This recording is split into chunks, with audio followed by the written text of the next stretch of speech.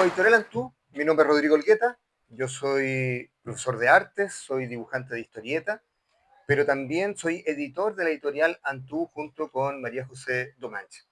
Y queremos presentarle a ustedes nuestros dos últimos títulos que salieron publicados recién a finales de noviembre, de los cuales nos sentimos muy orgullosos, porque también para nosotros como editorial tuvimos que vivir un trabajo distinto, nuevo, y creo que es importante comentarlo. Ambos libros fueron editados en otro país, y eso para nuestro trabajo como editores significó también un gran riesgo. Tuvimos que apostar por imprimir estas obras en Bolivia.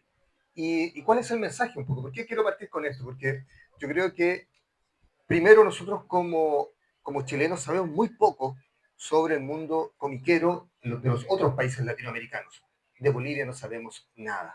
Y en realidad el cómic boliviano tiene una tradición sumamente importante y poderosa. Y eso también hace que la producción de cómics que hay en Bolivia es bastante, a un nivel de calidad que nosotros no imaginamos. Nosotros en Chile conocemos más sobre cómic argentino, pero de Perú, Bolivia, para qué decir Paraguay, Uruguay, sabemos nada. Entonces, apostamos por esta idea de imprimir en Cochabamba y creo que los resultados, después cuando terminamos la charla, los invitamos al stand de Antú para que puedan ver la calidad del trabajo y de la impresión. Y junto con Carlos Ford Davis, que es la obra de Juan Pablo Olivo que ya voy a presentar, aprovechamos también de comprar los derechos de un autor boliviano que allá está catalogado como uno de los 10 mejores dibujantes de cómic, y lo que yo dije recién lo leí en una página web de un periodista que hace crítica de historieta, que se llama Álvaro Rubiloba. Álvaro Rubiloba publicó Abandonando el Barco hace 10 años atrás. Es una historia de terror, es una historia ambientada en la ciudad de La Paz, con zombies, pero además Álvaro hace una ironía con esta expresión de abandonar el barco en un país de los cuales nosotros todos sabemos la sensibilidad que tienen con el tema marítimo. Abandonando el barco es una expresión que también lo utilizamos nosotros, que es irse.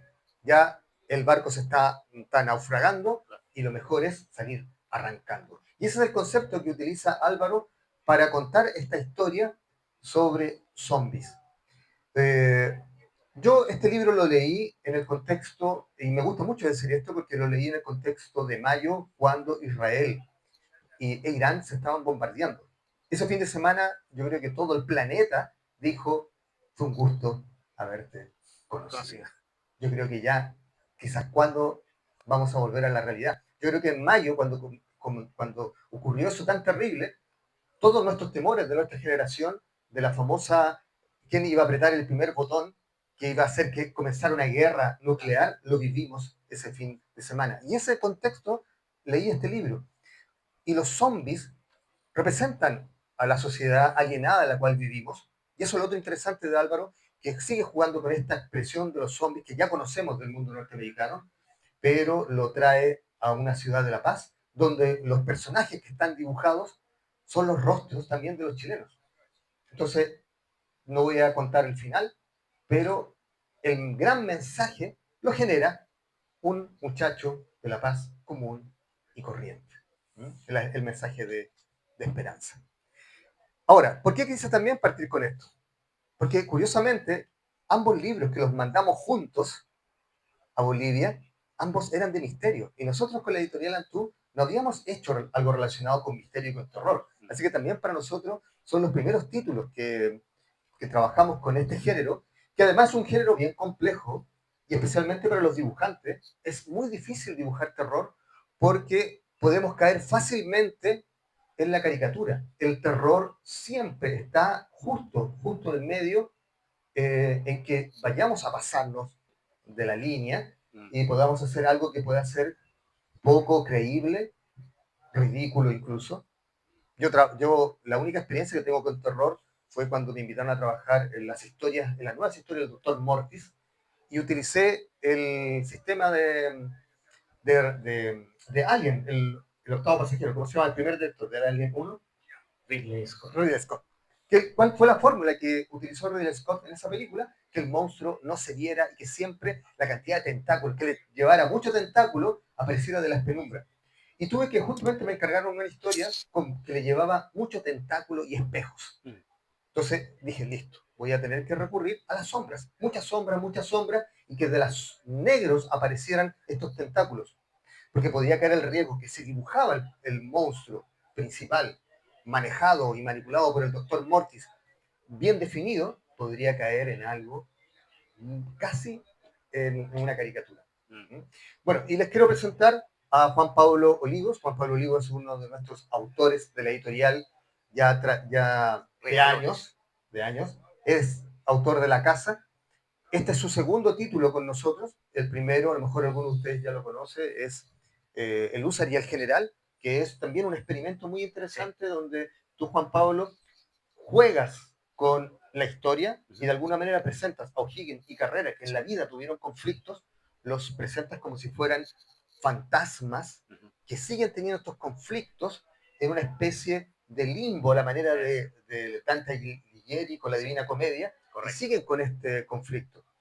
Bueno, una de las cosas que en el libro El Uso en general, que se repite también con Carlos Ford Davis, es la utilización de la paleta de colores, que te voy a preguntar al respecto. Sí. Ustedes van a poder darse cuenta que hay una unidad entre ambas obras y la gente así lo plantea.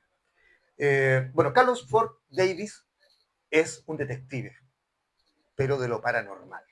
Es un detective que investiga casos misteriosos que ocurren además en una ciudad que es el ambiente ideal, la escenografía ideal para cosas misteriosas, claro, como es la ciudad de Valparaíso. Porque Cristian Barrera, que es el guionista, es de la ciudad de Valparaíso y la ciudad se transforma también en un personaje, también va marcando el ritmo de la historia. Son dos historias autoconclusivas en las cuales personajes tan importantes como la Gorgona aparece en uno y en el otro aparece también todas las consecuencias del mito de la maldición de la tumba de Tutankamón. Así que, bueno, Juan Pablo Olivos es licenciado en arte que además sacó su especialidad en grabado en madera, y ustedes pueden observar en sus páginas cómo Juan Pablo de manera digital replica el método de trabajo de la silografía, donde se tiene que trabajar en colores planos como si fueran placas de color. Sí. Y además tenemos una amistad con Juan Pablo de muchos años, nos conocemos de hace muchos años, y quiero comentar algo también que podrías atraer a las personas, algo que aparece en la solapa del libro, así que tú también decidiste que apareciera eso, que Juan Pablo fue durante más de 20 años funcionario de la Policía de Investigaciones de Chile como perito dibujante. Entonces, la primera pregunta que quiero hacerte, Juan Pablo, es, tu experiencia como PDI forense, que entraba a la escena del crimen y dibujaba la escena del crimen, ¿eso significa que has visto muchos tipos de muertes? De muertes, sí. ¿Te sirvió para tratar esta historia? Buena pregunta. Buena pregunta, sí. Yo creo que sí, de alguna manera debe estar igual reflejado. Yo cito una viñeta que hay en el cómic donde muestro una especie de visita que hace Carlos Ford en su primera investigación y visita un sitio de suceso eh, y hace un registro de la ropa y eso lo va llevando a otras pistas. Entonces, claro, eso puede estar así como específicamente tomado ahí de mi experiencia. Más que todo también en el tema de atmósfera, ¿no? Y ahí podemos un poco ligarlo con el tema de la paleta de colores. Una paleta también que me comentaban por allá que también me había llamado la atención. Cuando empecé a hacer el USA, el primer libro, que también está editado por Antú, mi intención clara fue tener una paleta muy reducida de colores. Yo vengo, como dices, del mundo del grabado. Para mí tenemos blanco y negro y estamos listos, no necesitamos más. Eh, pero quería que el color fuese no solo un elemento decorativo, sino que un elemento más que me ayudara a poner en atmósfera, ¿cierto? y quería que fuera reducida porque muchos colores me abrumaban. Entonces, sin mucha teoría del color, lo que hice finalmente fue ir mezclando em, colores complementarios y bueno, y se dio otra cosa, otro fenómeno que yo no sé si aquí hay gente que se dedique a hacer, hay dibujantes aquí dentro de los de nuestros espectadores, del ¿sí? público, sí, identifico a la primera a dos personas. Hay dibujantes, ¿sí? Hoy día están los medios digitales, Carlos Ford y el Lucer están completamente hechos a través de medios digitales. Y pasa algo cuando uno está coloreando en digital, que cuando uno quiere rellenar ciertas áreas de color, uno pincha para rellenar con un color específico. Bueno, me pasó muchas veces en que hubo accidentes y se me llenaba un área que yo no había pensado con el color. Eh, y este es como lo que sacaba en conclusión de esa experiencia, es que uno tiene que estar atento a esos accidentes, que los accidentes son buenos, y que muchos de los colores que finalmente quedaron en las viñetas fueron por estos accidentes, porque en realidad el azar pintaba mucho mejor que yo y de repente se me rellenaban zonas que yo decía, esto funciona mucho mejor de lo que yo pensé, así que lo dejo así. Eh, a mí me parece que ese tipo de accidentes suceden en todas las disciplinas artísticas, ¿no? Y uno tiene que, como artista, entonces estar con el ojo muy atento a, a hacer digamos, provechoso estos accidentes.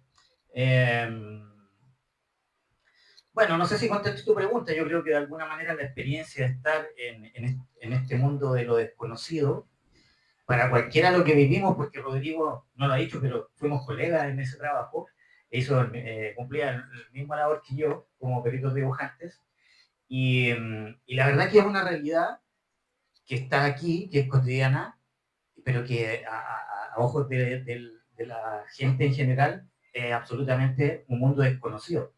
Bueno, afortunadamente. Entonces, eh, quizás ese espacio para lo que está fuera de la normal, ¿cierto? No solamente va a obedecer a cosas de monstruos y personajes míticos, ¿no? Sino que hay que entender también que hay una realidad que está ahí, que parece ser paralela, aparte de la que tiene cada uno, eh, y que asomarse eh, lo que intentaba con el dibujo, con el color y con la atmósfera, contribuir en la historia y que ustedes fueran un poco espectadores, por un rato al menos, de estos fenómenos, ¿no? De este espacio más allá de lo normal. Ahora, Juan Pablo, sería interesante también que pudieras comentar que Cristian Sí, es de Valparaíso, el guionista sí, que crea esta historia, que podrías a lo mejor sí, narrar, que en el fondo esto es un personaje de novela, correcto. y cómo después se transforma en un personaje de cómic de un escritor de Valparaíso, que además hace que la ciudad sea el telón de fondo y el escenario para estas historias. Sí, bueno, Cristian Barrera Valenzuela, como dice Rodrigo, es el guionista creador del personaje. En una primera instancia, sí, El profesor. él es profesor de literatura, ¿sí? Está radicado en Valparaíso hace ya más de 20 años. Sin embargo, la ciudad estuvo siempre en su vida, porque entiendo que tenían familiares también en Valparaíso. Y así que constantemente viajaba a visitar. Eh, y para él era una ciudad que tenía todos los ingredientes para convertirse en un personaje, ¿no? De un personaje más. O sea, es decir, la ciudad como otro personaje, que es también lo que intento hacer a través del dibujo. Eh, él crea esto y él lo hace como profesor de literatura y como siendo las letras lo que él domina, lo escribe como eh, una novela con mucho diálogo, tiene algunos segmentos que son bien casi como obra de teatro, eh, y bueno, por esos azares que no existen, pero que a veces eh, nos tocan y cuando tenemos conciencia de verlo, podemos sacar provecho de eso. Yo conozco primero a la familia de Cristian. Yo a Cristian lo conozco, a ver, el 2019, 2018, por ahí, más o menos. Eh, y su hermana vivía en mi vecina, yo vivo acá en Santiago, y me dice, oye, tengo una hermana que siempre quiso hacer un cómic con su historia, y de hecho la escribió y es cierto, la historia siempre la escribí en formato novela, pero muy pensada para adaptarla fácilmente al cómic. O película, por ejemplo. Claro. Y entonces yo me di el tiempo, lo leí en un fin de semana y tuve esa cosa de experiencia que tú dices, esto tiene algo mío, ¿no? Porque me recordó esas tardes de televisión abierta, de cine en su casa, de tardes de cine, que era lo único que teníamos al alcance. Eh, y bueno, uno estaba sujeto a las historias que te tocaran en ese momento. Ahí vimos las historias de Rey Arturo, etcétera, que a mí me encantaban, películas de guerra. Eh, tuve esa sensación de esa historia al leer su novela. Y bueno, a partir de ese momento yo dije, bueno, hagamos algo y empezamos a trabajar. El Fondo de la Cultura, el Fondo de Cultura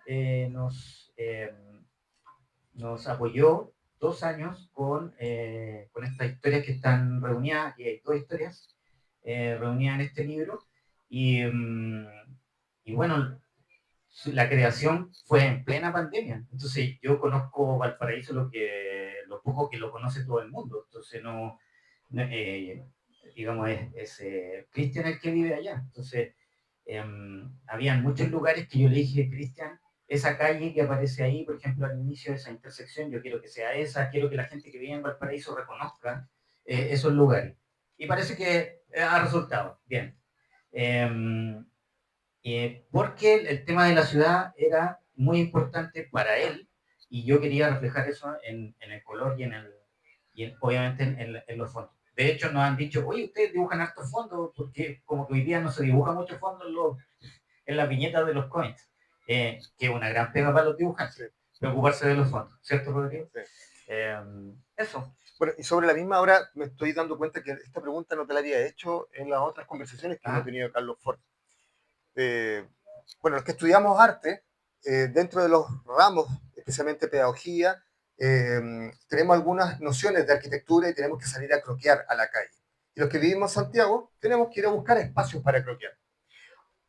Eso implica que cuando uno conoce estudiantes de arquitectura o de arte de Valparaíso, uno ve sus croquis y se da cuenta que los tipos nos llevan, y las tipas nos llevan una delantera.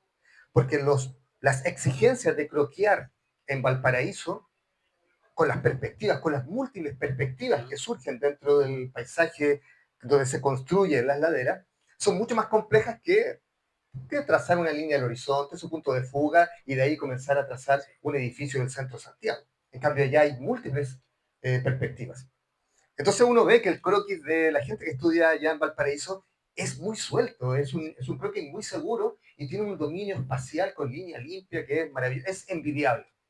Ahora, bajo esta premisa, Juan Pablo, tú que no eres de Santiago, estudiaste arte en Santiago, sí. te enfrentaste después del periodo de la pandemia sin poder ir para allá.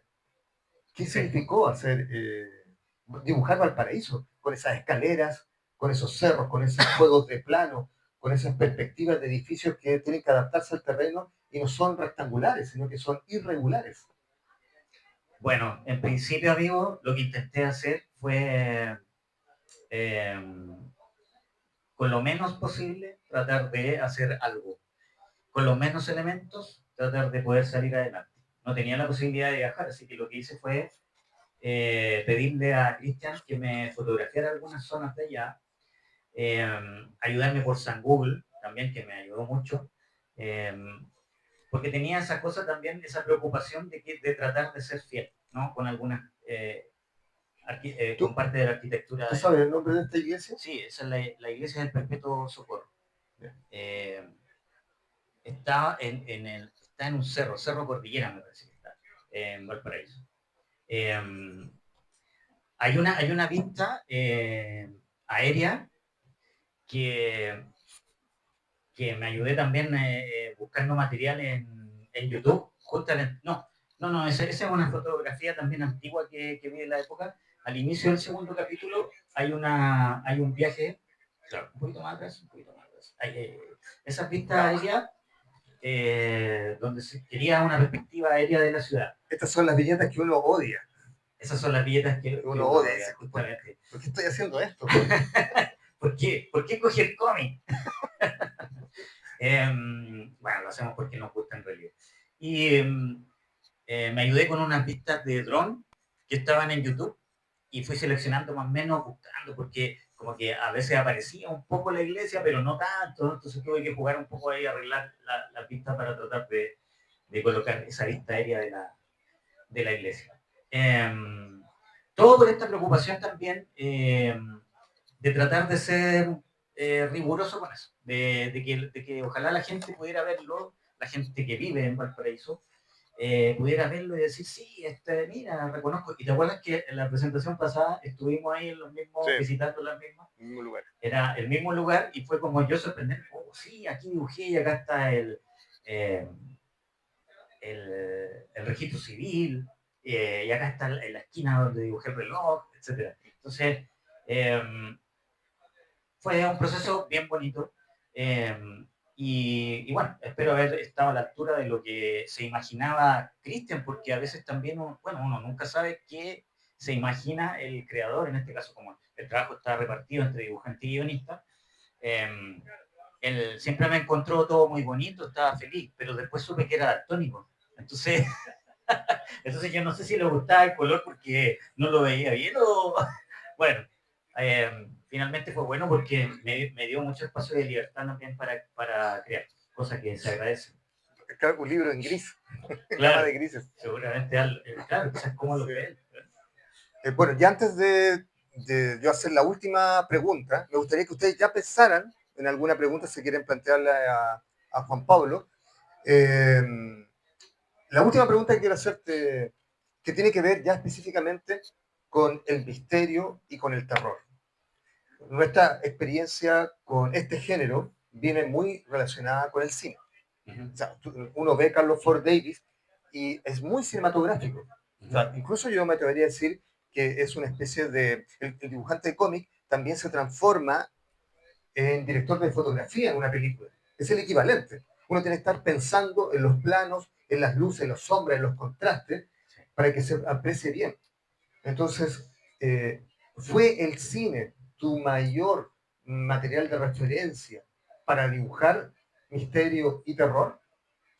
Claro, pero sí, pero yo creo que de manera más inconsciente. Yo creo que sobre todo, Rodrigo, fue ese dibujo que empieza a salir cuando uno no intenta tener un estilo. Eh, a los dibujantes nos pasa que de pronto queremos tener un lenguaje personal, ¿no? Bueno, no solo a los dibujantes, a cualquier persona que se dedique a alguna disciplina artística, quiere tener algo que diga, ah, esto es mío, o que lo reconozca. Eh, entonces, cuando empecé a dibujar cómic, específicamente con Carlos Ford, empezó a salir solo un dibujo. Y es un dibujo que tú también tienes, porque nosotros, nuestra formación fue a través de los cómics. Claro. Nosotros aprendimos a hacer cómics a través de los cómics y a través de los autores clásicos. En este caso, por ejemplo, los autores norteamericanos, Buscema, John Buscema, ¿cierto? Kirby. Jack Kirby y bueno, y todos los con los que crecimos que fueron nuestros primeros maestros. Yo diría que más del cine, bueno, del cine también de su el cómic de esa época bebe también del cine de la época, bebe de esos planos también. Son planos bastante clásicos. Eh, no hay tanto escorzo, ¿cierto? Eh, ni vista como exagerada. Son bien. ¿Perdón? Estamos hablando de más o menos los 60, serán, años 60. Eh, las composiciones son súper clásicas. Están los planos generales que se estudian siempre en el cómic, plano americano, plano general, etc.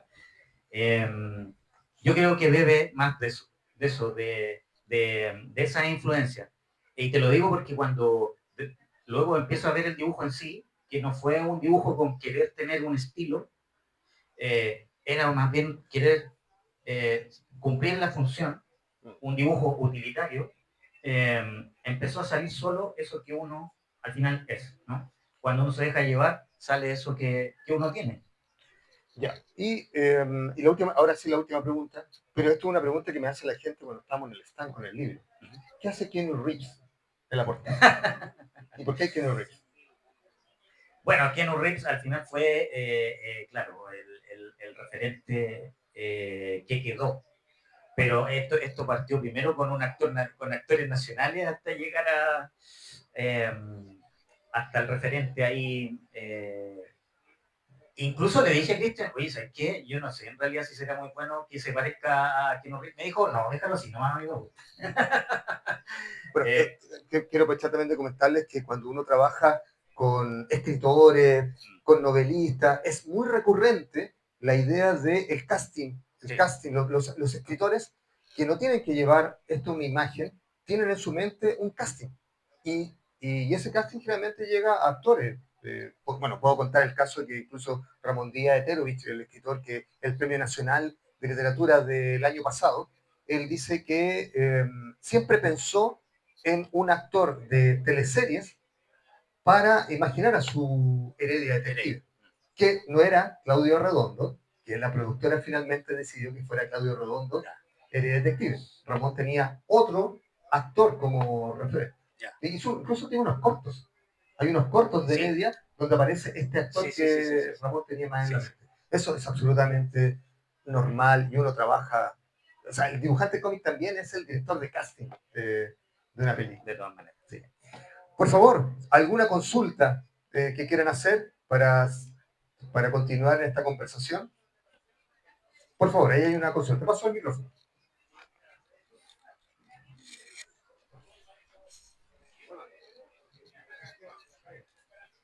Mira, primera vez que escucho más o menos cómo se hace una cómic, ¿no? Y me empiezo a enterar de que hay un dibujante, hay un creador de historia y todo eso. Yo pensaba que el que se le ponía la historia hacía sus dibujos y Claro, sacaba el cómic. claro. Entonces, me da la impresión de que así puede haber nacido, ¿no? ¿Y en qué año se empieza a formar ese equipo? O sea, no solamente de ustedes, sino históricamente. ¿Cuándo el cómic empieza a transformarse como en una empresa multidisciplinaria con diseño, etcétera?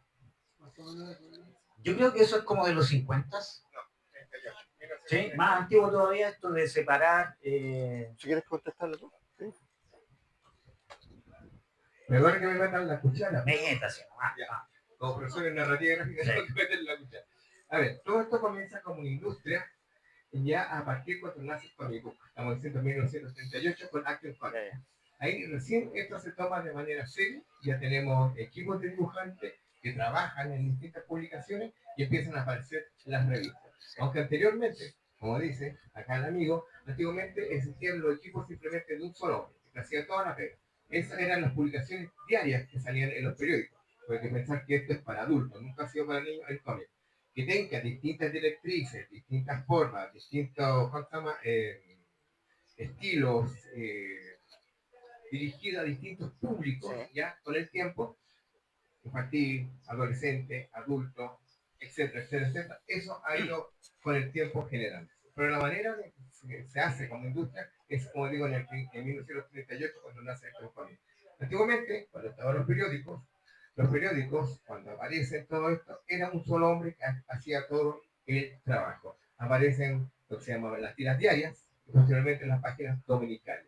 Y empiezan a aparecer las primeras recopilaciones de estas páginas dominicales gracias a grandes tiendas como Mercy. ¿Ya? Mercy empieza a tomar estas recopilaciones, que eran amigos de muchos de estos dueños de periódicos, publicaban estos en un solo formato, recopilaban toda esta historia de un año, por ejemplo, y se la regalaban a la gente por la compra del día o a finales de año. Cuando usted iba a comprar a Macy's, le regalaban un cómic al salir. Y alguien le dice, y si esto le ponemos precio, ¿quién va a comprar esta basura? ¿Qué lo ha puesto? 5 centavos y los vende. Le puso 5 centavos, fue a hablar con los kiosqueros, los colgó y en menos de un día ya se ha vendido todo. Y así nace la industria. Ahí tienen el dato rosa. A mí me gustaría agregar Muchas algo gracias. que igual es súper importante, tiene que ver con la pregunta. Cuando yo me formé como dibujante, lo primero que llegó a mí fueron los cómics. En ese tiempo, cómics de Iron Man, de Conan, que fueron mis referentes primero. Eh, fueron editados por Gabriela Mistral en esos años 80 y no traía esto que estás señalando tú, que había un dibujante, que había un guionista, que había un rotulador, que había un colorista. No se mencionaban, no estaban esos créditos. Entonces yo pensaba erróneamente que era trabajo de solo una persona. Con los años, mucho tiempo después, incluso fue contigo cuando nos conocimos que me diste algunos de esos nombres que yo no tenía claros. Por ejemplo, los entintadores filipinos, yo no sabía quiénes eran. Ahí recién reparé y dije, oye, este es el trabajo de varias personas. Entonces yo a lo mejor era muy ingenua al pensar de que iba a ser capaz de crear todo esto yo solo. Y también fue bueno pensar que, digamos, a lo mejor era posible hacerlo solo, porque también es una empresa que puede hacer una persona. Generalmente lo que se da hoy día es que el que tiene una historia, si la dibuja directamente él. Si no hay dibujante, tienen muchos dibujantes a quien recurrir, ¿no? Hoy día hay muchos dibujantes, no sé qué habrá más, si dibujantes o guionistas, ahí no sé. Ah, que esa es una pregunta, eso ya es una Sí. polémica que sería para un encuentro, Sí. solamente para conversar este tema. Sí. Y me gustaría agregar también que en Chile ahí están todas las realidades. Hay dibujantes que crean sus propias historias, hay guionistas que trabajan constantemente con uno o dos dibujantes, y hay dibujantes que están trabajando con distintos guionistas en distintos proyectos. O sea, acá en Chile y en Latinoamérica, y en el mundo en realidad, se da esta realidad de que Esta promiscuidad creativa. hay una promiscuidad creativa. Pero lo que sí te podría comentar es que dibujar una historieta es dibujar una película. Entonces, tiene esa misma complejidad. Incluso nosotros como dibujantes de historietas tenemos la ventaja que un cineasta, para poder hacer una escena de Valparaíso en la noche, desde un cerro hacia el plan, tiene que mover equipo, tiene que contratar gente, tiene que mover personal, tiene que pagar sueldos. En cambio, el dibujante lo hace todo con papel y lápiz o con la tablet. Entonces, tenemos una cierta libertad de poder planificar cosas locas y que el dibujo sea capaz de plasmar. Pero es una película también. Por favor, otra pregunta. Estamos con tiempo para por allá. Sí. Por acá. Perfecto. Vamos por acá.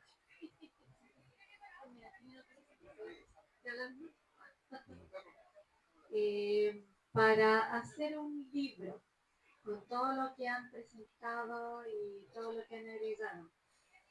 Si, por ejemplo, si yo quiero hacer un libro, si ustedes quieren hacer un libro de cómics, historietas, ¿por dónde hay que pensar? O sea, ¿por dónde hay que empezar?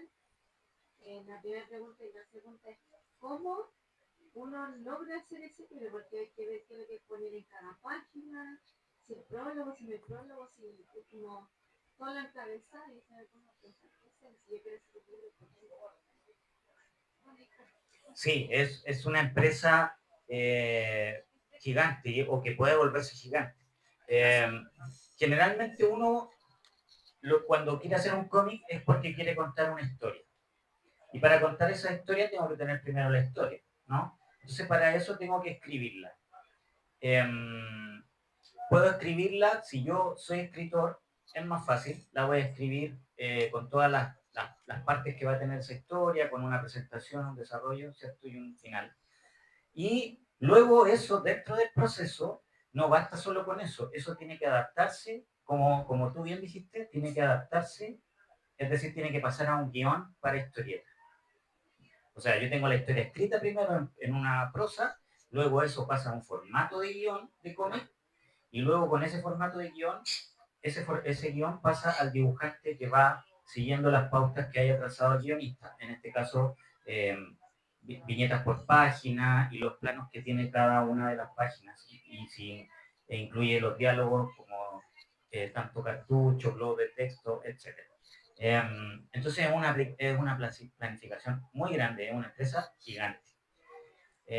No sé si contesto bien la... Sí. Y a mí me gustaría agregar algo también que en mi caso, cuando yo hago mis propias historias, porque cuando yo trabajo con guionistas, el guionista me entrega tal cual como dice Juan Pablo, la descripción de las viñetas, me describe el plano, lo que hablan los personajes para dejar el espacio libre para el texto. Conversamos sobre las características de los personajes, etc. Pero cuando yo hago mis propias historias, yo no puedo escribir la historia antes. No puedo. Lo he intentado hacer y no me resulta, no me siento cómodo. Yo incluso esto se lo comenté una vez al gran Herbie. Le dije, don Hernán, tengo este problema, resulta que yo no puedo sentarme a escribir mi historia. ¿Qué hago? Y don Hernán me dijo la solución, don Hernán Vidal, uno de los grandes caricaturistas chilenos, más sabio, me dijo, haz lo que quieras. Entonces lo que yo hago es Sí. bocetear mi página. Sí. Yo boceteo las páginas, boceteo las 20 páginas, 30, 40, 50 páginas, y después de ese boceto yo hago la página final, la escaneo, y en el computador me siento a escribir los globos parlantes. O sea, hago que la imagen genere el texto. Claro. Y de alguna manera, en mi mente, queda ese residuo, esa estela de la historia que yo estuve armando cuando la estaba boceteando. Entonces, es interesante eso también, porque el diálogo no se construye inmediatamente que la imagen. El diálogo puede incluso ir mutando. En el momento, por ejemplo, yo decido en la viñeta, cuando la estoy boceteando, un cierto diálogo, así, una idea de diálogo, pero cuando ya me siento, puede salir otra cosa. Entonces, eso también es un proceso bien interesante, creativo. Así que la invitación es esa. Y como editor, y ahora yo te voy a hablar como editor, también hay que pensar de que cada libro es una inversión que realiza la editorial. Entonces, en ese sentido, tiene que tomar en cuenta criterios de que va a arriesgar una cantidad de dinero. Y también la idea es que ese cómic pueda venderse. Entonces, cada editorial va a tener un criterio distinto con respecto a qué publicar. Las grandes super editoriales, mega editoriales que publican, por favor, escuchen bien, 60 libros al mes en Chile. O sea, están publicando más de 600 libros al año, las megas súper grandes, que no son tan grandes comparados con en otras partes del planeta. Ellos tienen un sistema de pesca de arrastre, se podría decir. O sea, de las 600 libros al año, 5 van a ser súper éxitos. Y esos súper éxitos van a financiar a las otras 595 libros, que igual les llega a ellos. Por eso también se está tomando ahora, que lo permiten los medios de impresión actuales digitales, que hay editoriales mega, súper grandes, que imprimen y publican a súper autores, pero tienen solamente 300 copias por edición. 300. O sea, eso es algo impensado, o sea, es una locura. Pero es lo que está el mercado chileno, el mercado latinoamericano también está llegando a esa solución. Publicar pocos tirajes, porque también hay una gran oferta. Uno va a cualquier feria del libro y se da cuenta que hay muchas editoriales, y el público chileno también son un poquito, el mercado es muy pequeño. Yo creo que se hace un cálculo frío, racional, de gente que consume cómic en Chile. Por favor, ayúdame si es que estoy equivocado. No deben ser más de 1000 de Arica Magallanes. No deben ser más de 1000 personas en Chile que compran cómic, que compran. O sea, les gusta el cómic y coleccionan y los van juntando. Más de 1000 de Arica Magallanes, yo creo, ¿no es cierto? Sí, aproximadamente. Sí. Disculpa, yo creo que Marcelo quería hacer una pregunta. Sí, por favor. Sí, porque hay que hacer una cosa también, cuando que lleguemos con el micrófono, comentar que existe también el lector que es fuera, digamos, invisible. Claro. Porque hay mil lectores. Antes lo hacíamos con el condorito. Uno iba a una peluquería, estaba el condorito ahí, lo leías tú, todas las personas. Entonces, ese es como el lector invisible. Entonces, hay más personas que lo leen, pero que lo compran, Claro. como tú dices, es una cuota aproximadamente de 1000 personas. Muy buenas tardes. Hola, buenas. Mi consulta va en relación justamente también a lo que había mencionado recién en cuanto a la cantidad de lectores de cómics que hay. Yo soy profesor de lenguaje y una de las grandes dificultades, primero es acercar a los estudiantes a la lectura. Claro. Primer gran desafío. Sí. Segundo gran desafío, acercar a los estudiantes a que existe una diversidad de lecturas. Y dentro de esa gran diversidad entra el cómic. Y yo he tenido la dificultad de decir, ya, vamos a leerlo. Pero a mí me cuesta porque no soy un lector ávido y el estudiante más porque tiene ilustraciones, tiene globos de diálogos, tiene distintos tipos de expresiones, tiene onomatopeyas, tiene planos generales. ¿Cómo podemos acercar a ese tipo de estudiantes, que es la realidad, la forma más cercana que tenemos quizás de impulsar el uso del cómic como recurso pedagógico. ¿Cómo lo podríamos acercar? ¿De qué manera les decimos, mira, fíjate en esto, ten estos elementos en cuenta, quizás tienes que hacerlo de esta manera para que ellos puedan decir, perfecto, ya. Ahora sé cómo acercarme a esta lectura que para mí es tan distinta. ¿Tu nombre? Marcelo. Marcelo. Gracias, Marcelo, yo voy a dejar al profesor que se dedique a explicar eso. Yo te puedo adelantar, sí, que el cómic debería ser intuitivo. Debería. Es decir, partiendo de nuestra forma de lectura, es lo mismo. De arriba hacia abajo, ¿cierto? De izquierda a derecha. Debería seguir esa lógica. Salvo el manga hoy, no hoy, el manga siempre, pero acá en Chile también se está imprimiendo de la misma manera, en el sentido contrario, igual como tienen lectura los japoneses. Entonces, uno como dibujante está atento a eso porque, por ejemplo, si voy a poner un diálogo, si la primera persona que habla, eh, yo no la tengo hacia el lado izquierdo, va a ser difícil que mi lector entienda el primer globo que tiene que leer. Entonces yo como dibujante tengo que tener muy presente eso, cómo dispongo los globos de texto. De hecho, por ejemplo, en mi trabajo me gusta cuando trazo la página, yo incluyo, lo primero que hago es incluir los globos de texto, antes que incluso dibujar los croquis de las viñetas. Me gusta que el globo sea un elemento más de la viñeta, que se vea y que ocupe el espacio. Y por lo tanto la lectura debería ser súper intuitiva, es decir, en principio no deberíamos necesitar una escuela de cómic para que la gente aprenda a leer cómic, ¿no? Porque tampoco hay una manera. Voy a dejar al profesor que se explique más, pero yo creo, adelanto por ahí. Y lo otro, y una buena instancia, es comunicarse con autores, porque en general los autores tenemos súper buena disposición también para ir a hacer charlas, para explicar, si de pronto tú dices como profesor, yo creo que sería bueno esto, es necesario que alguien nos venga a explicar, a lo mejor, o tener artistas que trabajan en el cómic. En general tenemos súper buena disposición también para ir y compartir nuestro trabajo con los alumnos, por si acaso. Así es. Y antes de pasar el micrófono a Rodrigo, les comento que acá en el EDP nosotros llevamos 2 o 3 años haciendo lo que se llama cómo leer y qué leer en historieta. Eso está dirigido justamente para profesores y bibliotecarios. Aquí toda la gente del sistema de bibliotecas públicas hicimos clases a todos. Así que están todos peritos en todo lo que es narrativa gráfica y cómo distinguir desde un comic book, una novela gráfica, cómo conocer autores, cómo leer y cómo enseñarle a los usuarios cómo enfrentarse a un cómic. Marcelo, yo creo que tu pregunta es clave.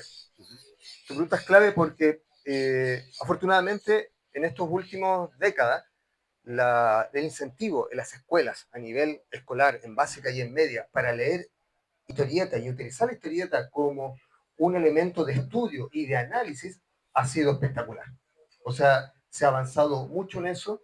En general, las escuelas se están leyendo historieta como material de prueba, se está leyendo historieta como lectura complementaria. Las bibliotecas de las escuelas públicas están comprando con planes a nivel estatal para comprar historieta. Estas son cosas que se lo comentamos a argentinos, a peruanos, no lo pueden creer. O sea, acá en Chile hay la estructura estatal que se preocupa por el tema educacional sabe que la historieta es fundamental. La gran pregunta es, ¿todo este impulso genera lectores y lectoras que van a comprar para que permitan que más autores puedan seguir produciendo cómic? Yo creo que incluso esta pregunta la podemos llevar hasta la poesía, la podemos llevar hasta la literatura, la podemos llevar a todo lo que a cine, a todo lo que es el sistema cultural. A mí no me gusta la palabra, porque la palabra ecosistema es una cadena alimenticia. Pero ya, utilicémosla. El ecosistema cultural. Entonces, yo creo que básicamente las escuelas y todos los docentes tienen la gran responsabilidad, porque yo creo que uno de los grandes problemas que se está invadiendo la sociedad chilena actual y a nivel internacional también es que la gente no se siente la pertenencia, no se siente que pertenece a nada, a ninguna comunidad. Entonces, leer historieta, cuando yo era niño, era también comunidad. Yo me juntaba con amigos a leer historietas. Nos juntábamos con el curso a dibujar historietas. Y yo estaba en una comunidad en la cual los intercambiábamos revistas, cada uno traía noticias de lo que había aprendido. Había un sentido de pertenencia que me entregó a mí herramientas para que me han permitido construirme como adulto. Entonces, también creo que ese factor no es tan solo todo este ecosistema de la cultura, sino que también la cultura tiene que apuntar a un sentido de que tenemos que tener sentido en algo como sociedad. Tenemos que buscar un camino. Entonces, por eso este tema es súper complejo, súper amplio, especialmente en esta época, como recién lo conversábamos, que las redes sociales están en crisis también, lo que estamos viendo en redes sociales, porque la gran pregunta es, ¿lo que estoy viendo es real? Claro. O sea, estamos llegando a eso. O sea, en un momento era, tengo mucha información en el celular, pero resulta que ahora la gran pregunta es, ¿lo que tengo es real? Entonces, el arte puede ser ese lugar donde uno diga, esto es real, esto está, esto existe, hay una persona, hay seres humanos que están trabajando. Entonces, es súper amplio la pregunta, pero yo creo, Marcelo, que la gran pregunta que tú hiciste ahora y que nos invitaste a tratar de responderla, es la gran pregunta que tenemos que hacernos en todas las salas de clase y también dentro de las casas, de los living y los comedores de las casas. Yo creo que eso es fundamental, porque la primera comunidad, la primera persona que va a entregar estos gustos por la cultura, tiene que ser la familia. Tiene que ser la familia. Entonces, esto no está solo en la sala de clase, sino que también es del comedor, de la cocina, del patio, de la casa, ¿no? Etcétera. Churro. Gracias, Marcelo, por la pregunta. Sí, parece que ya estaríamos. A mí me gustaría, amigo, también finalizar, como señalamos que en algún momento nuestro trabajo era ir a visitar la muerte y lo más bajo del ser humano. Hay una observación que tú hacías, que tú una vez hiciste, siempre me quedo dando vueltas. En casi todos los sitios de sucesos que fuimos, nunca en esos hogares habían muchos libros, o no habían libros. Está abriendo el baúl de los Sí, de todas maneras. Me gustaría señalar eso en un lugar donde, en la Casa de los Libros, que a lo mejor eso son puertas de salida, ¿cierto? Para abrirnos otros mundos, ¿no? Sí, me gustaría un poquito contextualizar, ya que tocaste el tema, voy a meterme en algo que tiene que ver y que, claro, no es tan fácil hablar. Sí. Cuando uno trabaja en una actividad forense, tiene que entrar a muchos lugares, y a muchas casas. Y cuando uno le preocupa el mundo de los libros, inmediatamente, si uno está, yo hacía mi trabajo de dibujar, terminado, porque es un trabajo ordenado, la escena del crimen es un trabajo ordenado, en el cual cada disciplina tiene un momento para trabajar. Y cuando uno trabaja, se tiene que retirar para dejar que el que viene después trabaje sin que nadie lo moleste. Entonces, había mucho tiempo en el cual uno podía estar con su tablilla, con sus lápices, mirando, sin tocar nada, obviamente, porque es la escena del crimen.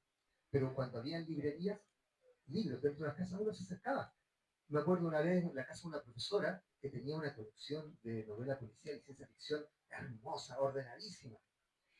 Y ahí empecé a darme cuenta que empecé a tomar conciencia que sería un dato súper interesante, pero nadie lo ha trabajado, porque este dato se perdía, como dice, se perdían como lágrimas. Un material tan importante para estudiar se perdía porque nadie lo registraba, pero yo finalmente empecé a llevar un registro personal y tal vez de las 1000 casas que yo entré de Arica a Magallanes durante 20 años, 22 años, solamente 10 tenían libros en la casa. Yo no estoy hablando del libro de lenguaje de segundo año que está tirado encima de la cocina. Libros ordenados. No libros que se entregan en la escuela. No más de 10 casas. Yo creo que eso es un diagnóstico que puede permitir muy bien entender en qué estamos fallando.